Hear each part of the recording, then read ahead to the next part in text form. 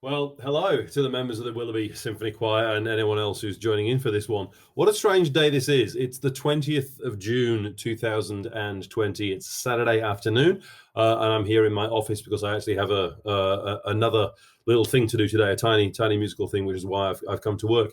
But in the ideal universe in which I kind of wish I lived, today would have been an orchestral rehearsal for a concert we're having next week on the 28th, that of course is now cancelled. And looking at the time in the rehearsal plan, I would have just finished rehearsing Britain's Young Person's Guide to the Orchestra with the august forces of the Willoughby Symphony Orchestra. One astonishing work that is. The last 2.5 minutes alone, worth the price of admission, and would have moved on by now to Belshazzar's Feast. There, of course, is the vocal score that many of you are working from. There's the study score that I was working from before we cancelled the orchestral parts to arrive. And on the 28th, of course, we've invited members of this choir to get together on Zoom, watch some videos, watch some performances of the piece that we would have been performing this year, and at least take some comfort in the fact that we're not in the worst state at all as an arts organisation, and already the plans are in place for us to present this concert next year. And I cannot wait to do so. It is the most phenomenal music. I love it dearly, and I can't wait to do it with you. But today, of course, you're going to be looking at some of the possible recordings that there are of this and sharing it amongst yourselves. I have my own favourite online version. It happens to be one with Andrew Davis at Leeds Town Hall, where of course the premiere took place. But it's not the only one that's online, and hopefully from that you can draw some comfort if you haven't already been having a look at it. Hopefully not getting too maudlin about the whole thing. You know, we don't. I don't get to perform this. I don't get to conduct this year, but I do hopefully get to do it next year. I still have a job. I have my health. I have my family. There are, there's the arts and I miss them deeply and dearly, but I'm not in that worse state, so I'm trying not to be maudlin. But it is so terrible for those musicians who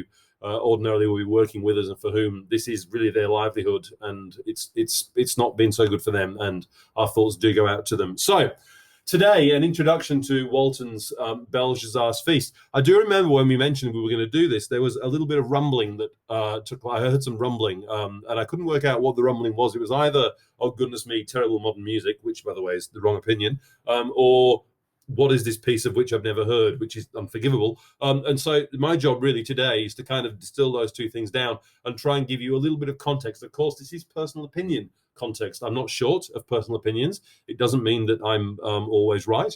It just means that hopefully I can introduce it to you. So why Belshazzar's Feast, and why does it have such a hold over the choral world and the British choral world from which I am from, and from which the tradition in which you sing as a symphony chorus is pretty much derived? Well, one of the reasons why is that it was an absolute game changer, but there are some myths that have grown up around it, not unlike the Rite of Spring and a few other pieces as well, which are probably good to be put to bed. First up, Belshazzar's Feast, and there we are. There's the score for it. When you look through it, the moment you open it up, immediately you can go, this is not the kind of piece I'm used to. This is not, and the glory of the Lord from Messiah, or even some Mendelssohn. And you look at it, I mean, that first page, and it should be coming up on the screen about now.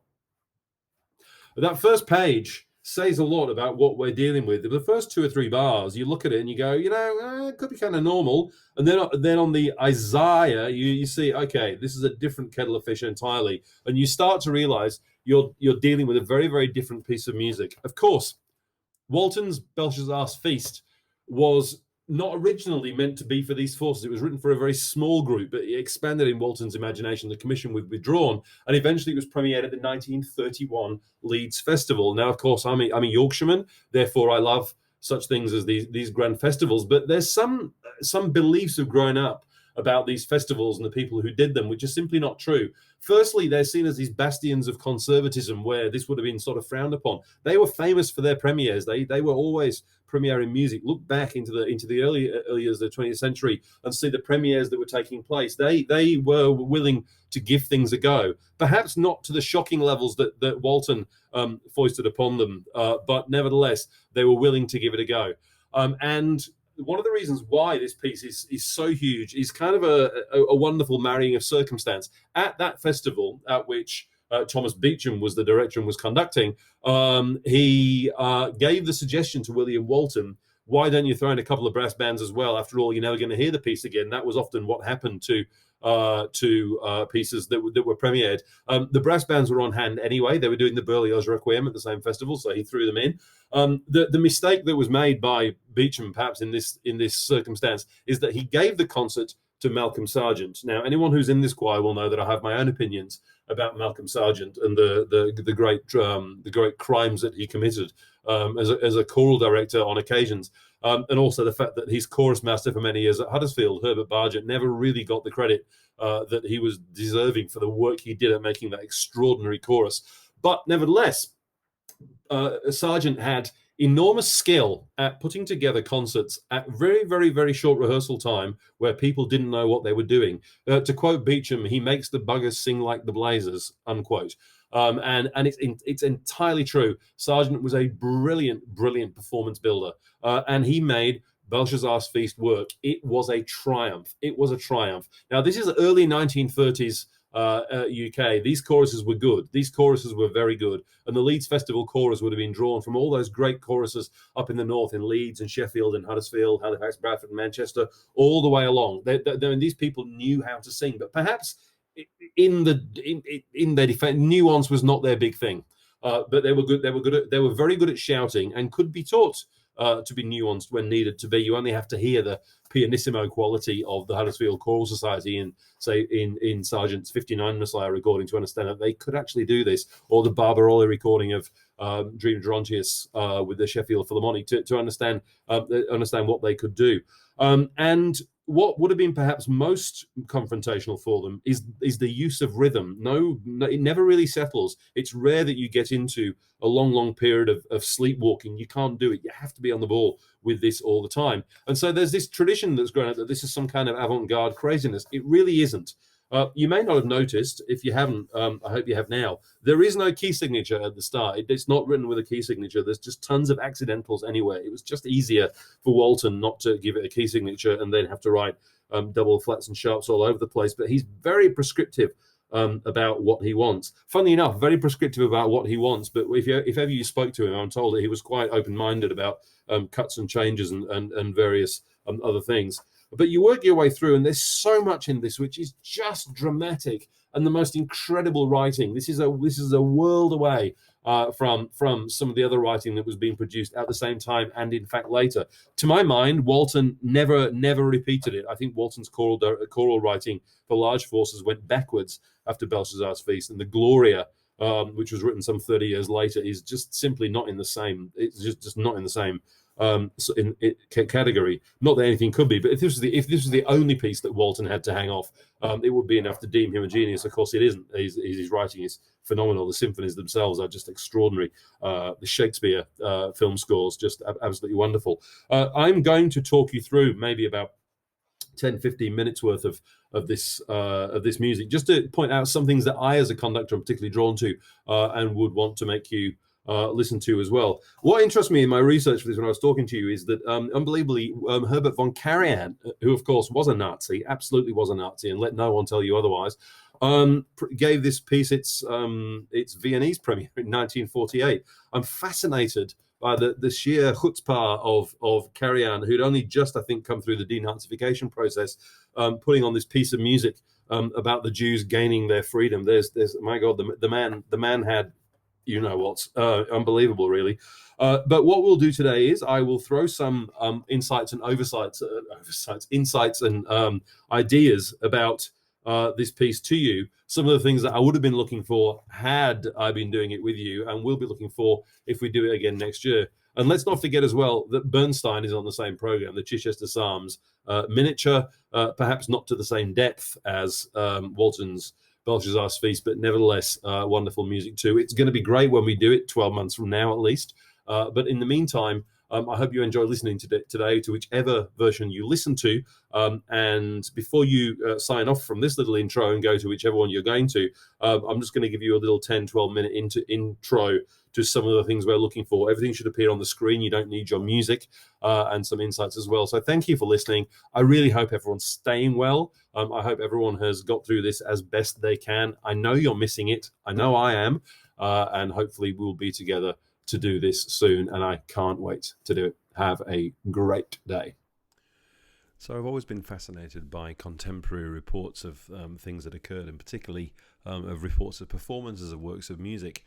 And there's a wonderful passage on Belshazzar's Feast, the premiere of Belshazzar's Feast, in the wonderful book about Malcolm Sargent called Tunes of Glory. It's probably worth giving you a little insight into what we were dealing with at the time from this particular story. They mention that members of the choir, having received their vocal parts in March, still couldn't sing them 5 months later. The combination of, listen very carefully, complex intervals and unusual rhythms had proved too difficult to master. Initial excitement about performing the new work had dissipated into first hostility and then open rebellion. Influential members of the chorus, complaining that the work was unsingable, I love that word, unsingable, began to campaign for its removal. When Malcolm Sargent arrived for the first rehearsals at the end of August 1931, the performance of Belshazzar's Feast faced catastrophe. His response was simple. He taught the choir to sing Walton's new work, bar by bar. Rehearsals, by tradition open to the public, often gave those who could not afford concert tickets the opportunity to hear an informal run-through. Dr. Sargent has an exceptionally keen ear, and it is a real pleasure to work under him, wrote a member of the chorus on the 31st of August. His thoroughness was exemplified on Saturday afternoon, when the frequent stoppages and repetition of various passages must have been trying to the public who had attended the rehearsal on a rather fine day.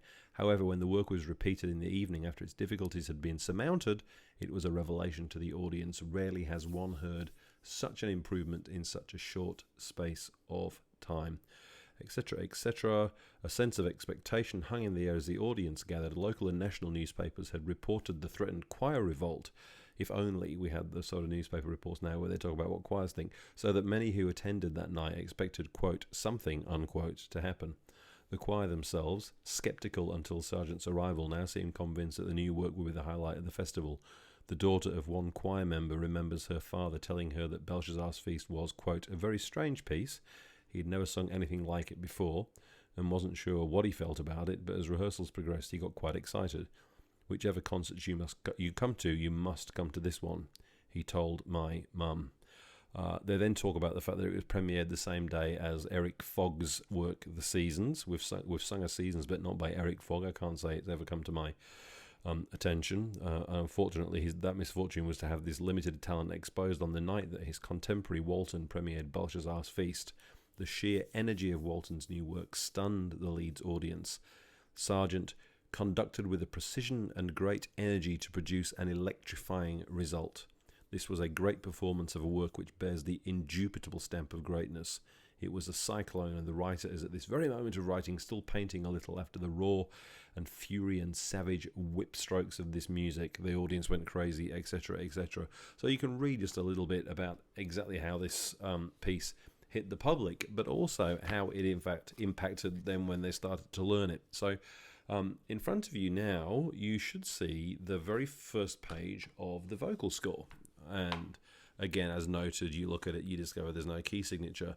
As a musician, I'm struck by this. Even now, some 60, 70 years after its premiere, it opens with, it's a piano part for you, but it's a trombone fanfare on a single note on a B flat. So far, nothing overly controversial.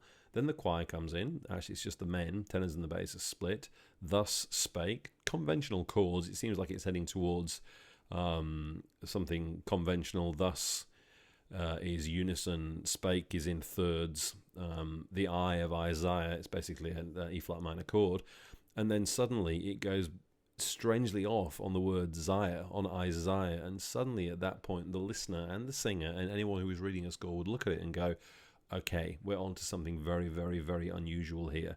Followed by, just look at the rhythms of that page. Thy sons that thou shalt beget, they shall be taken away and be eunuchs. And there's that wonderful moment of kind of lightness on eunuchs. I've never thought the idea of being a eunuch was particularly light-hearted, but nevertheless, he sort of underlines that point there. So by this point, either as a music learner, as a choir member at the time, just transport yourself. You're sitting there and you're going, this is weird stuff. I'm really not sure which way this is going. And of course, that opening carries on for a while, and then the orchestra kicks in with a real sense of undertone of slight worry and unsurety. It's really not quite sure at all, and that's something that will be repeated later on with Tippett's Child of Our Time. You get the same idea. And then the choir comes in, of course, with By the Waters of Babylon. And the next page, I'm showing you page 3 of your vocal score, is there, and you can see already we've got split choir and enormous word painting. Waters goes lyrically around, then big statements of Babylon. Really clever writing. It kind of it never lets you settle, never lets you settle into a straight delivery. Even at this early stage, it's setting you up for something quite spectacular. I'm going to go forward just past to figure 11 and kind of this first idea you get that we're not dealing with rhythms that we would be used to of the period. We're at this wonderful moment where it calms down and suddenly the choir kicks off with "O daughter of Babylon, who art to be destroyed," and then it just goes absolutely mad. Happy shall they, happy shall... Crazy writing. The great thing about it is if you hit the odd wrong note on the way through, you'll probably get away with it because the rhythm's as important, if not more important than the note.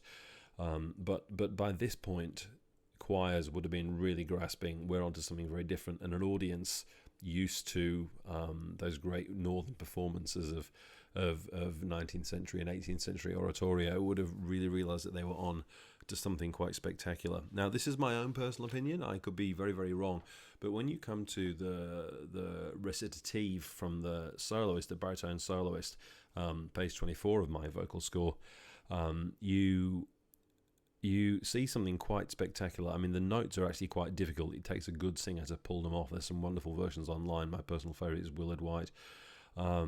But when you look at it, I mean, if anyone who's familiar with traditional Anglican and Catholic liturgy pre-Vatican II for most Catholics, and certainly not the evangelical style for the Anglicans, but you're familiar with the sung liturgy, or for example some of the great Easter plain songs that are sung, will recognise the style and this wonderful recitative of great drama, not accompanied, not with 5/1 chords from an orchestra underneath, but really setting you up this front and stage that he steps forward and declaims this incredible robust as it's marked recitative of quite strange words: cinnamon, odor and ointments, frankincense, wine, oil, fine flour, wheat, beast, sheep, horses, chariots, slaves, and the souls of men.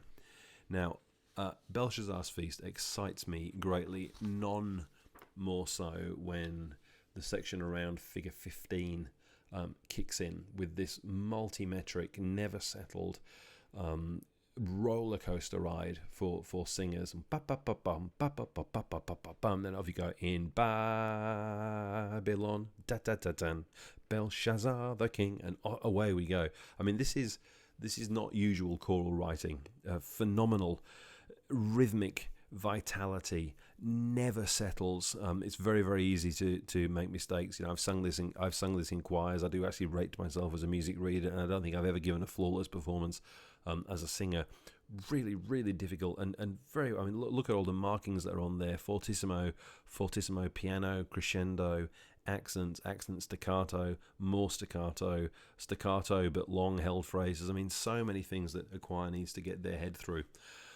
As well. Now, moving on to around the point leading into figure 27. If you're following on your score later, you'll see where I come to. Let's not forget that William Walton is the writer of great, for want of a better word, kind of British style marching tunes. He was the pomp and circumstance man of the later 20th century, looking at the man who wrote Crown Imperial and Orb Scepter, and one of my personal favourites, the Spitfire Prelude and Fugue. When you get to figure 27 and it's leading in there, that is pomp and circumstance overdone. I mean, they're dancing orgiastically and praising left, right and centre, but then you get to 27 and it builds up. You get this wonderful hint of Crown Imperial just for a couple of phrases, and then it kicks off again and goes absolutely crazy, and it leads into, of course, Praise Ye, the God of Brass, etc. And that's just all over the place. Praise ye, praise ye, praise ye, and it's crazy writing. It is a roller coaster. the thing that strikes me more as you go on is this wonderful word painting, and I've just pulled randomly from the score. Bar 742. It's in the middle of Babylon is Fallen, where you have two choirs bellowing almost to try and outdo each other. Babylon is fallen, fallen, and these wonderful word paintings of rest, fallen, fallen, fallen. Babylon is fallen. Just incredible writing. Just the kind of thing that should have an audience perched on the edge of its seat and absolutely going nuts. And one final page I wanted to show to you. It's not even the end of the piece, but it's one where I just cannot help but smile. It's around figure 74. At figure 74, it seems to settle because everyone's going to sing aloud. But you get 3 bars, then sing, and you'll see I've smiley faced at the bottom of my vocal score there because I know what's over the page. That's where the brass and the orchestra and everyone else goes nuts. And you have, I've said the word goes nuts a few times today, but genuinely it is. This is wonderfully mad writing. This is just a few things for you to look out for. It's not all loud. It's not all mad in this piece. There are some glorious quiet moments and offstage chamber choir as well, and some lovely low passages in the voice and great chordal writing as well. This, to my mind, is probably up there with the War Requiem as joint best British choral piece of the 20th century span. It's just astonishing writing, and he never quite repeated it, but who can blame him? You know, this is a one-off. I really hope that whichever one you listen to today, you have enormous enjoyment listening to it. If you've got your score to follow through, even better. If you don't, that's entirely fine. Watch your performance. Watch how hard the players and the singers and the soloist and the conductor has to work to pull this off, and look forward to doing it next year. I'm gutted, of course, that we're not doing it this year. You should be watching this probably on the 28th, some point in the afternoon. I have done very well in lockdown, I have to say, but I'm going running or walking or swimming or something when I should be on stage conducting, and that's just the way that life is. We will all come together and do this at some point. Please enjoy the performances you listen to today. Please get onto Zoom or FaceTime or some other format of very irritating communicatory device that sometimes works and sometimes doesn't, and really enjoy that time of getting together and talking to each other and reminiscing, and hopefully very soon we'll be doing it together. Thank you everyone, and enjoy Walton's Belshazzar's Feast. It's an absolute winner.